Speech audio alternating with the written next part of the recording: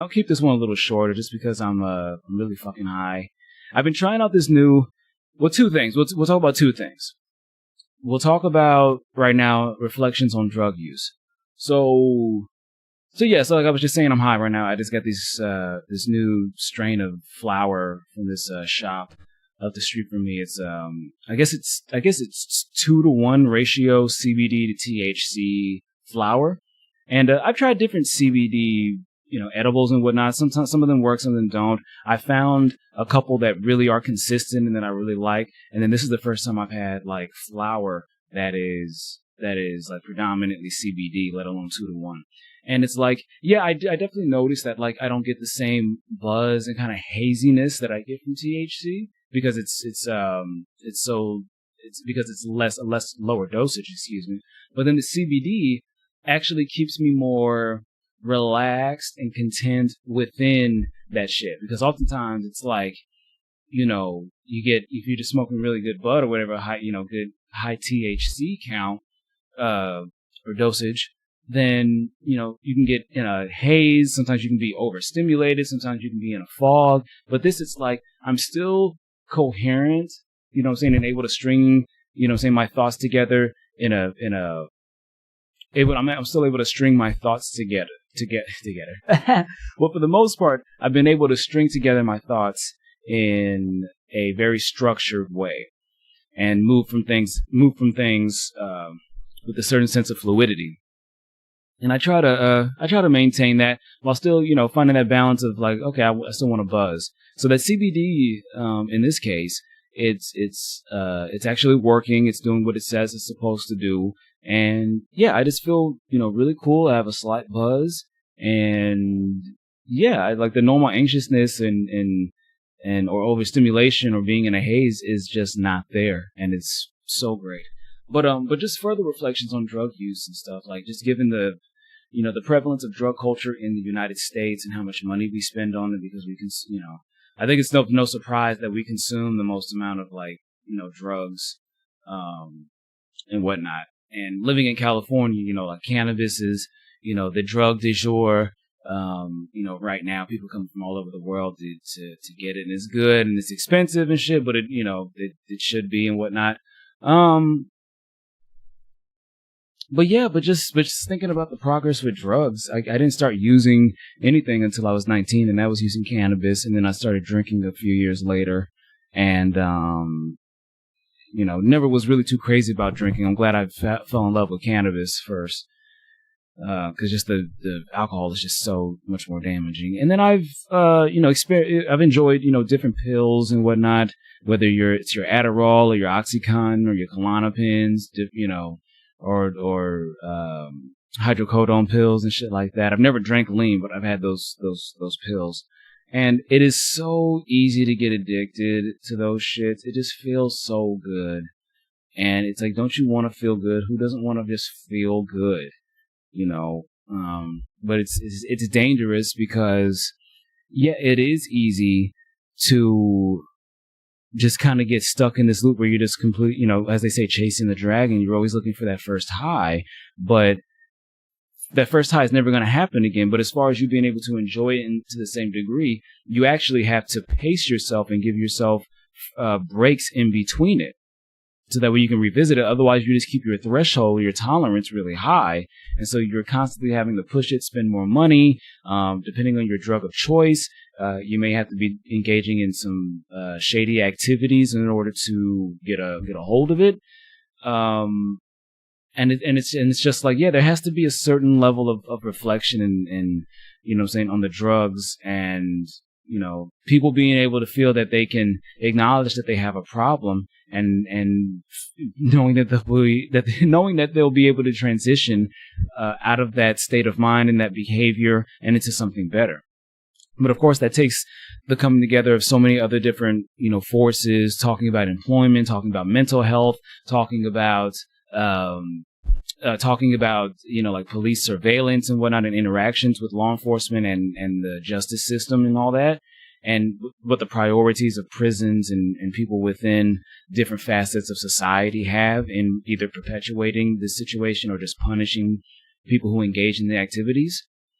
So a lot of things need to come together. And it's like, I'm kind of glad and I'm really grateful and lucky that it was just fun for me, that I was able to engage and try these things out and enjoyed myself, whatever. I didn't spend too much money. I didn't, put myself in danger besides being caught with the shit. And just being able to, do that and really the thing about drugs is, and this is where you get more into like psychedelics, mushrooms and acid. I haven't tried Special K, ketamine. But that's a tranquilizer, not technically a psychedelic. Although, I don't know what the effects. I don't know if the effects are similar. But just as far as mushrooms and LSD, these psychedelics, they were instrumental in helping to change, because they do literally change the physical structure of your brain. Almost all drugs do that, but the way in which like Special K and psychedelics do is that they have a very positive effect. They're what help people get over addictions to other drugs. As a matter of fact, they help people deal with PTSD. They help people deal, obviously with physical pain and distress and discomfort and whatnot, right? And the biggest thing for me when I first tried was, dabbling with these different drugs and whatnot, is that when it came to like the mushrooms and the acid, those particular drugs were really influential in helping change just my whole outlook on life and the way that I reflect and just the way that I think, being sober. Because acid and shrooms, at least for me, is not something I could do, too many times a year. I might do it, you might want to do it 2 or 3 times a year. That's just me though. Just because it's a very intense, emotional and psychological experience, and I don't like to toy around, with that shit. Everybody has their limits. And, they help me reflect on death. They help me reflect on my ego and what my place is in the universe and within the various circles in which I navigate in. Makes you, really reflect on what is it that you're doing out of conditioning or out of, just because you've done it 1,000 times before, and what is it you're doing because you want to be doing it, and what are some things that you want to be doing but you haven't yet, and why, and just really, helping you come to grips with who and what you are, why you've done the things that you've done, and what it's really going to take in order to take things to the next level, And I'm not somebody who's going to be out there telling you, yeah, you have to go and try drugs. You have to do this, blah, blah, blah. I hate those motherfuckers. All I'm saying is that if you know me and you want to try some drugs or whatever, I would hope that you feel comfortable enough in being able to come to me and ask me or letting me know. You know what I'm saying? Just because I feel like I have a good amount of experience. I feel like I have a good amount of self-restraint and I've seen it go wrong. You know what I'm saying? Which is yes, even though I can enjoy myself, with some cannabis and alcohol and a little bit of alcohol, I barely drink anymore. It's mostly just weed these days. But it's a balancing act, and there are a lot of people that even when it comes to weed, cannabis, and alcohol, you know what I'm saying, very quickly go over the edge, or just constantly keeping such a high threshold, such a high tolerance that they don't realize that they've, or maybe they do, or yeah, they don't realize that they've made themselves kind of, in a way dependent, on this drug, just because it doesn't have the same consequences as opiates or alcohol, or that if it doesn't have the same effect as like, speed or opiates or muscle relaxers, then it's not doing, some type of harm. It's like, no, it's not doing that level of harm, not that degree of harm, but you being in, it does affect your state of mind. You know what I'm saying? It does affect your mood. It affects your appetite. It affects your sleeping patterns and whatnot. If you have to go without it, and you can feel very stressed and anxious. You're not going to overdose. You're not going to die if you quit cold turkey. But there's still so many people who I see who they're just constantly in a haze, or they're just overstimulated. You know what I'm saying? And it's just like, sometimes you just got to deal with reality. I know it fucking sucks. And I know I sound like a Republican right now. It just takes personal responsibility and self. It's like, but there's a balancing act to all this shit. And it's not looking down on anyone to say that, hey, maybe what you just need to do is just step away from the drugs for a little bit, find some other activities to put your energy and your time and your mental space into. Give yourself new definition. You know what I'm saying? Give yourself new objectives besides just getting high, And this is for somebody if you see that, you use drugs, some type of drug on a regular basis, and you believe that because of the effect on your body or your mental and emotional state, that it is a negative influence and you want to change.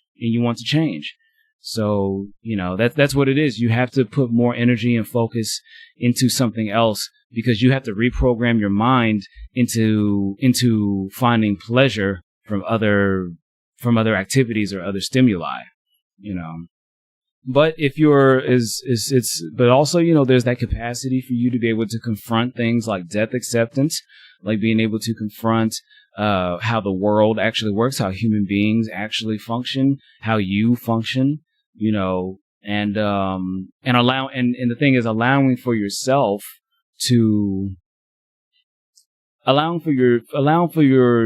basically a lot of the boundaries and shit that you put up, a lot of the walls that come up, you'll be able to recognize them more so when you're sober.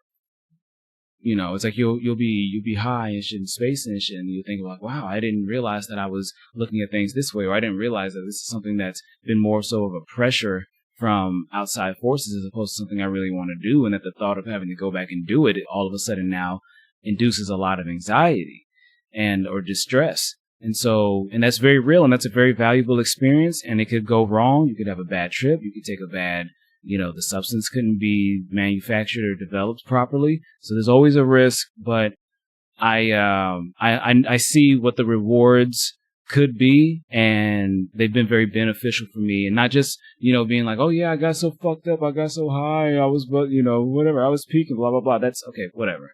That's surface level. Okay, it's like, yeah, of course that's going to happen. That's actually just a sign that you got a good batch and that you probably aren't going to die, hopefully. All right, now we get to the last subject. And yeah, I love this list I have. I have almost 30 subjects that I was going to talk about, but I'm glad that I've kind of just really stuck to like the 6 or 7, or just especially for the solo cast. Because sometimes, I'm clearly just it's like sometimes even though you go through stuff in your head and you think about it for days or even weeks, when it comes time to actually, say it out loud, you may realize that certain points aren't as cohesive as you anticipated they'd be. So it's like on the cuff, you have to find a different way of expressing ideas and communicating information. And, for me, it's just fun. To me, this is sport. You know what I'm saying?